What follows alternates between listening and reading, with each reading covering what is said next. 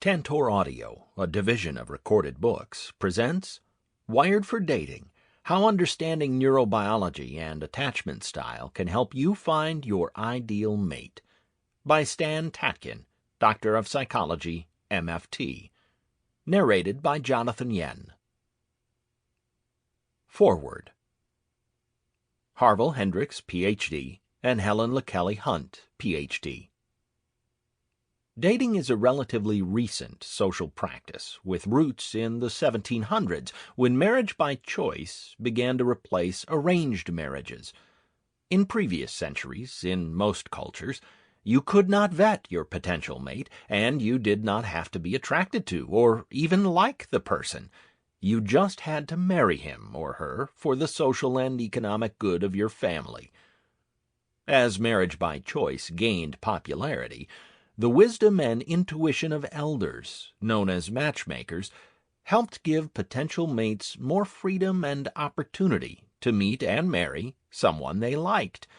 And with the matchmakers' due diligence, single people could more easily discover whether they were compatible economically and socially.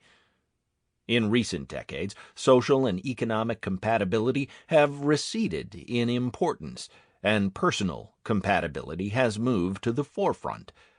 The contemporary search and find dating process makes use of casual meetings, recommendations by friends, participation in various clubs and groups, bar hopping, and, most recently, the Internet. Rather than relying on the wisdom and intuition of experienced elders, we now look to instinct or our unconscious to guide us in choosing a mate.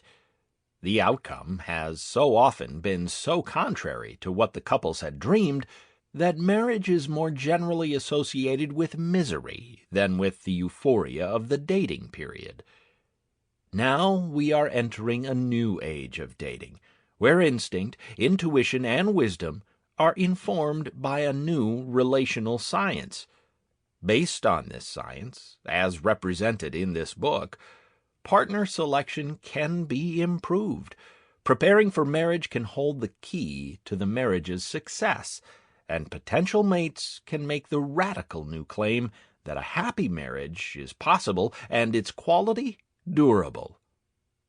Relationship science gives us precise insight into the involvement of emotional development and neural functioning in partner choice, relationship quality, and relationship durability.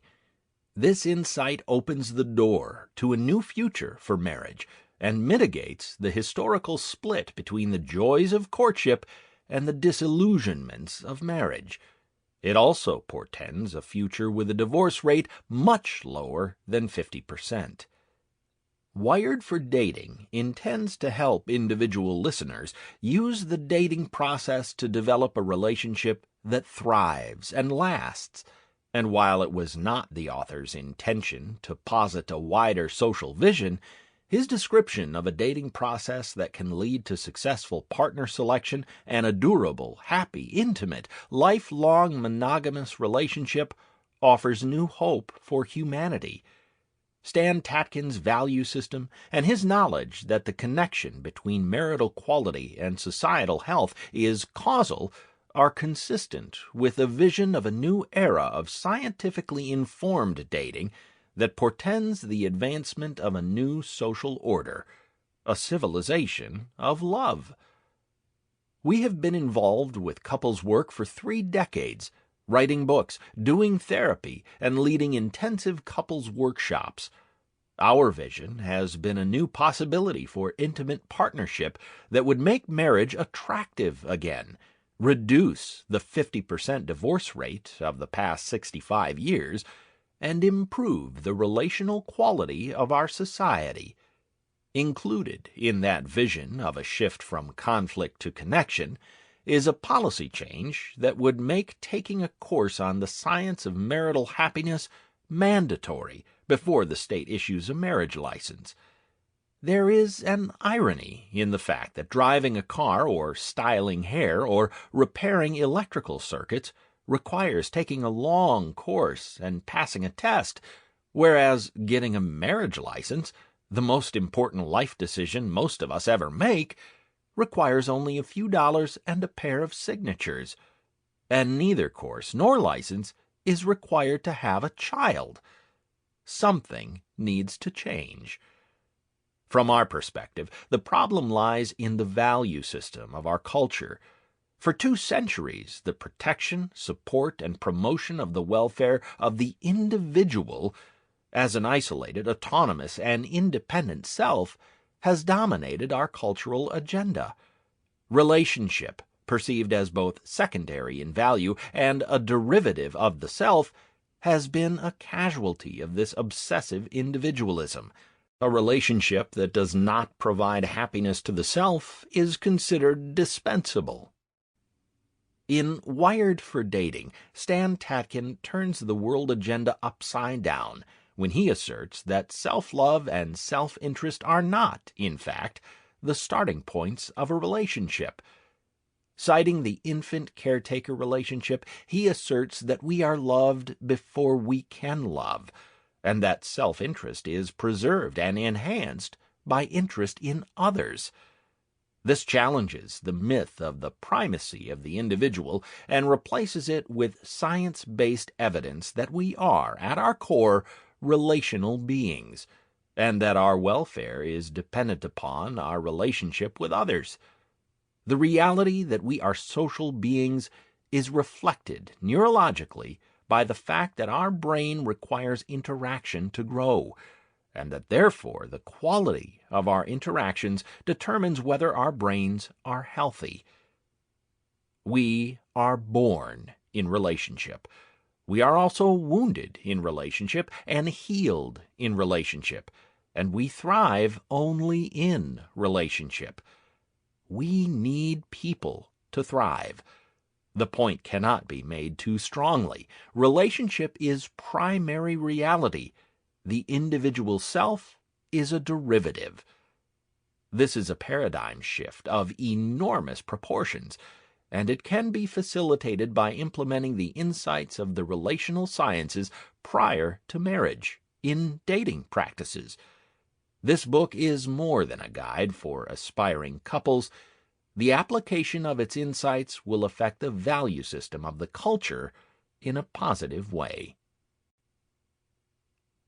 Introduction. If you have picked up this book, chances are you are interested in finding a romantic partnership. This could take a variety of forms. It could be a traditional marriage, civil union, or some other form of long-term commitment. It could be heterosexual or same-sex. It may be more or less romantic in flavor. In fact, you may be uncertain about whether you believe in or are ready for a full commitment, yet yearn for greater companionship of some sort.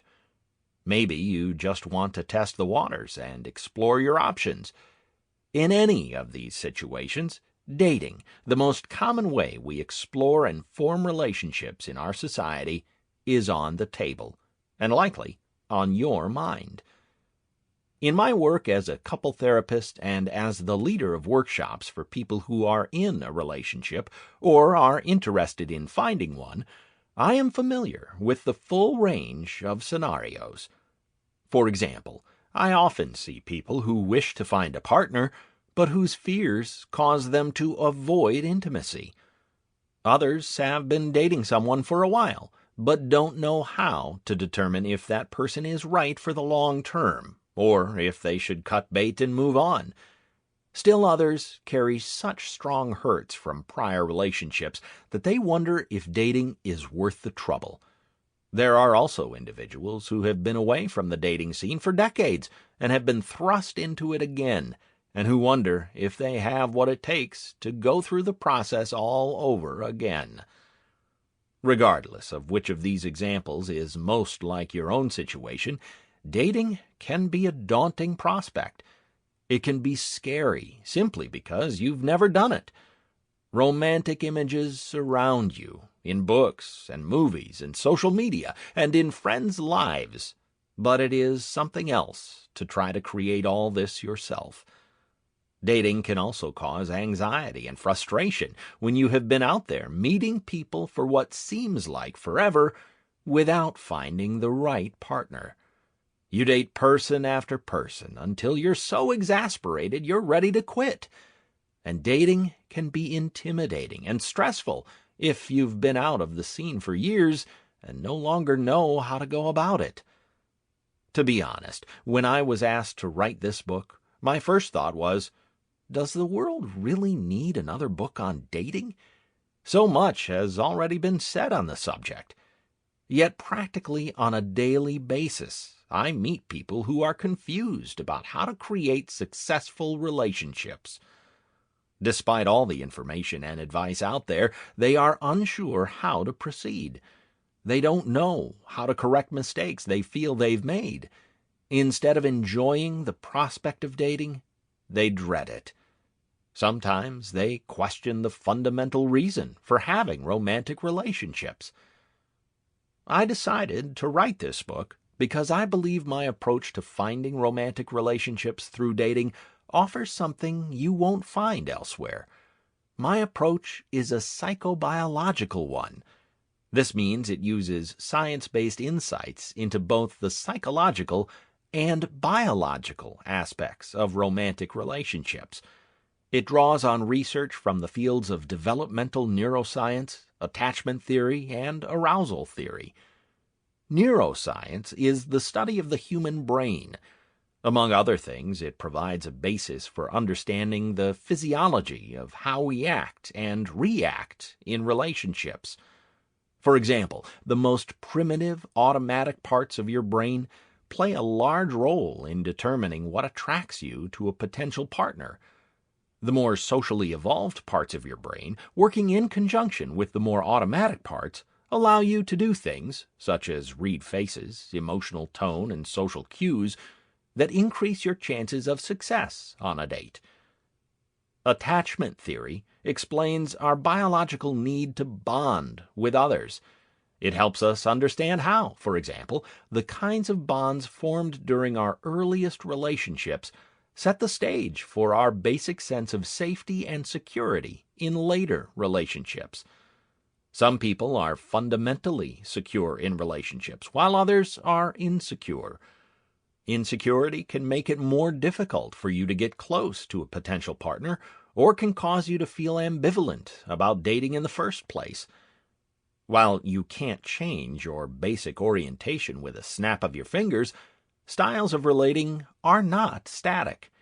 I will show you how to move toward greater security within a healthy relationship. The biology of human arousal, or arousal theory, also provides us with good insights and tools for navigating dating and relationships. Arousal, in this sense, doesn't mean specifically sexual arousal, but rather the more general ability to manage one's energy, alertness, and readiness to engage. In the context of dating, this means you don't have to remain at the mercy of your moods and feelings. Instead, you can learn to manage your own feelings and to influence, soothe, and inspire your partner. In my book, Wired for Love, I applied this psychobiological approach to people who are already members of a couple to help them improve their relationships. The basic premise of that book is that we are naturally wired more for war than for love. Our insecurities and our inability to manage our moods and energy levels cause the part of our brain that is wired for war to prevail even when we wish it wouldn't. In Wired for Love, I offer a series of 10 principles, along with supporting techniques and exercises, to help couples swing the pendulum toward love so they can get what they really want from each other in relationship. I'm excited now to be discussing a step that comes earlier in the relationship journey, dating. My thesis is that we have the power to swing the pendulum during the dating journey itself, so we are better prepared to find a partner and successfully make a lifelong commitment. Merriam-Webster defines dating as the series of social engagements shared by a couple looking to get married. I think we can agree this definition is too narrow to encompass all the reasons for dating in our modern world. At least for the purposes of this book, dating is something more along the lines of the social process shared by people looking to form a secure, functioning relationship. The central idea of this book is that secure functioning is at the core of all successful relationships. The principle of secure functioning is rooted in attachment theory and research and describes a relationship with the following characteristics: security, we protect each other; sensitivity, we are aware of each other's needs; justice and fairness, we quickly repair any hurts that occur; collaboration, we're in this together; true mutuality, what is good for me is good for you. Thus, we say that partners in a secure, functioning relationship are grounded in sensitivity, fairness, justice, collaboration, and true mutuality. We all have the basic wiring for these characteristics, but we sometimes need to strengthen that wiring in order to offset any counter tendencies. Although there are many paths to success in relationships, this book is written primarily with the goal of helping you find a single, long-term, monogamous partner. For this, understanding and applying the principle of secure functioning are key. I'm going to teach you not just how to prepare yourself for dating itself, but for how to use the dating process to create a romantic relationship that is, or will become, secure functioning. I believe this approach is the most effective way to resolve the fear and frustration so many of us experience as we go through the dating process. The good news is that regardless of your own particular set of fears or hesitations or concerns, the ingredients of the solution are essentially the same. I would sum up these ingredients in the following universally applicable psychobiological principles for dating. I think you'll agree they are consistent with the characteristics of secure functioning. 1. Dating partners keep each other safe and secure. Even if they don't know each other well, they always protect one another. 2. Dating partners are aware of and responsive to each other's needs. 3. Dating partners move quickly to repair any hurts that occur in their new relationship. 4. Dating partners recognize they are in a process of joint exploration, and they help one another learn about each other. 5. Dating partners practice true mutuality. Regardless of their individual styles of relating, they know that what is good for one is good for the other. In essence, if you and a potential partner can practice these principles, you give your relationship the highest possible chance for success. Conversely, if you find a dating relationship does not embody these principles, you have good grounds for calling it quits and moving on. This book is organized to roughly parallel the arc of the dating journey itself, starting in Chapter 1 even before you go on your first date. In that chapter, I'll go into more detail about my approach to dating, and you will have a chance to consider various issues before you embark, such as the kind of partner and relationship you want, the pros and cons of online dating, and some common myths about relationships. This is not to say that you should skip this chapter if you are already dating someone. It is never too late to make sure you're clear about what you want. Chapters 2, 3, and 4 move on to the first date or the first few dates. We look at what is really happening when you are attracted to someone, what you can do right from the start to begin to vet a potential partner, and what you can do to make sure you put your best foot forward. Again, even if you are already dating, these chapters contain valuable information and techniques you can apply at any stage of the game. In chapters 5 through 8, we go more deeply into the dating process. This is when you start moving from casual dating to something more serious. This process can take approximately a year, So, if you have not yet started to date, you will obviously be hearing this with an eye to the future. Chapters 6 through 8 address issues encountered in each of the three main relationship styles, island, wave, and anchor. More about these later. And explore how partners with different styles can move toward secure functioning. Chapter 9 expands upon the principles introduced in chapters 3 and 4. You learn both how you and your potential partner can soothe each other, and how you can best deal with any conflicts that arise. At this point in a relationship, your journey can go one of two ways. You can break up, or you can form a commitment. Chapter 10 considers the question of how to determine whether it is time to call it quits, how to handle a breakup if you feel that it is inevitable, and how to recover as quickly and easily as possible and move on.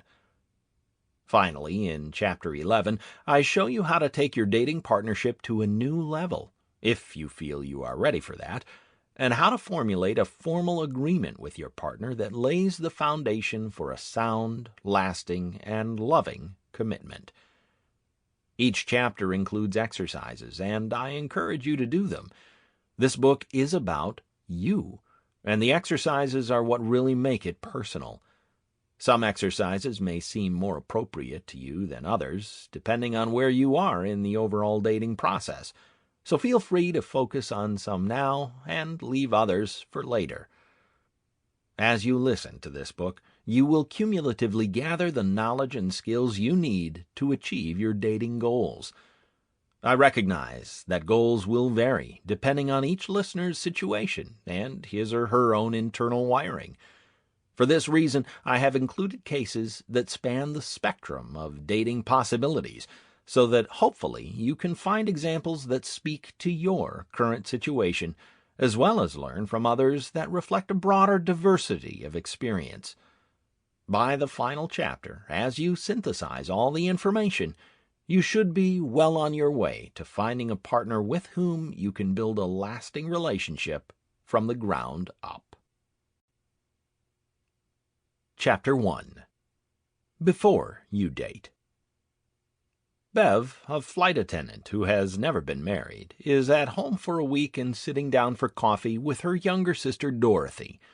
Before they've even added cream and sugar, the conversation turns to their usual topic, relationships.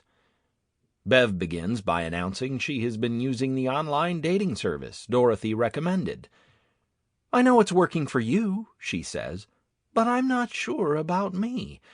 I've been trying so long to find the perfect person that, at this point, I'm not sure anything could help, not to mention I turned 40 last month." "I'm a year older," Dorothy reminds her.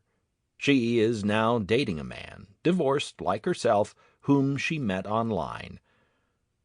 "I'm happy for you," Bev says. "But what about that guy you met last year?" Dorothy gives a nervous laugh. "Turns out he was married. He conveniently forgot to include the fact on his profile." "I'm sorry." Bev shakes her head. "I've heard too many dating nightmares. Maybe I'll just stay single. I love my job, and life's not so bad." Dorothy agrees the horror stories exist, but still thinks the risks are worth it.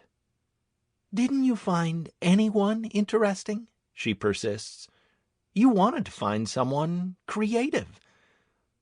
Bev responds by reeling off a list of men who responded, mostly artists and musicians. Because of her work schedule, she was only able to meet one. He was attractive, but she realized he was financially unstable. "If we got together, I'd have to support him. Obviously, that's not an option." A musician she spoke with came across as arrogant, and she sensed several others were really looking for younger women. She concludes by saying, "Maybe I'm too old to share my life with someone. Besides, who says there's such a thing as a good marriage?" If you're excited about dating, Bev's situation and her conclusions may sound a bit extreme, but I've included her story because I meet so many people, especially those who've been dating for a while, who have become overwhelmed and feel defeated. Some are ready to call it quits. Others are just setting themselves up for future failure. What these individuals have in common is that they are unclear about why they want to date, the kind of person they want to date, and the kind of relationship they wish to end up in. The topics I'll cover in this chapter are all ideally ones to think about before you begin dating, to help you gear up for the process. However, even if you are actively dating, it's not too late to go back to basics and resolve any issues and concerns you still have. Or if, like Bev, you've come to a point of feeling your years of effort have been in vain, then please don't despair. There is hope. This chapter's exploration of relationship basics gives you a foundation on which to build. We begin by looking at common assumptions people bring to the dating process, especially assumptions that can undermine their chances of success. I'll also go into more detail about the scientific principles that underlie the psychobiological approach, discuss the pros and cons of online dating, and dispel some myths about dating and relationships. Your starting point. People have many reasons for dating. They may want to get married, start a family, avoid being alone, establish independence, expand their circle of friends, or seek new experiences.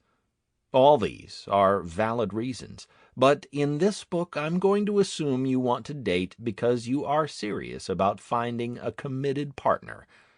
In that case, it's helpful to start by examining the ideas and preconceptions you have about the kind of partner and kind of relationship you want.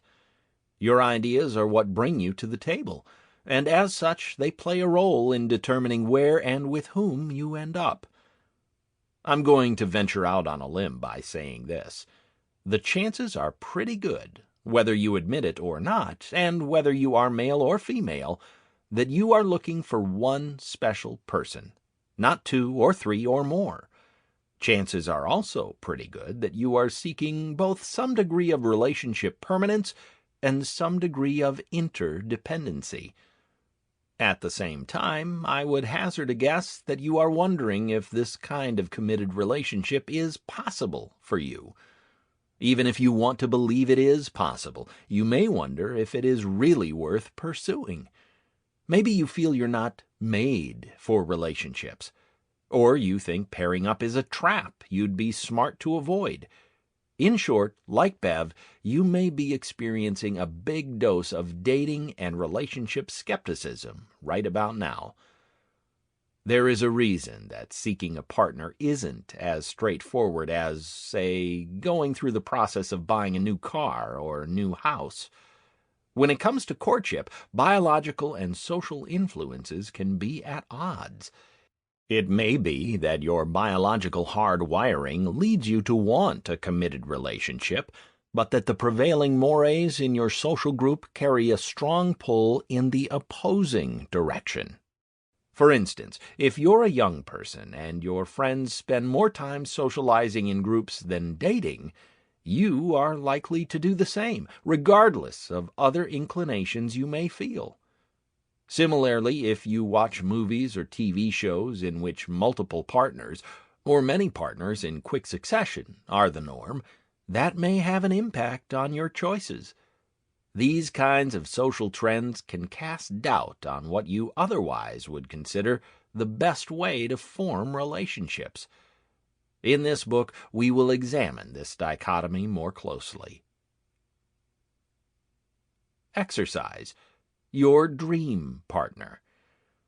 I've just shared a few ideas about what I believe drives people when they think about finding a partner. But what counts is what you want. The following 10 questions can help you gain clarity on that, and that clarity can help keep you grounded throughout the dating process. 1. What is your ideal partner's appearance? Include age, gender, hair, height and weight, style of clothing. 2. Where or how do you think you are most likely to meet your ideal partner? 3. What are your ideal partner's main personality traits? 4. What Sample complete. Ready to continue?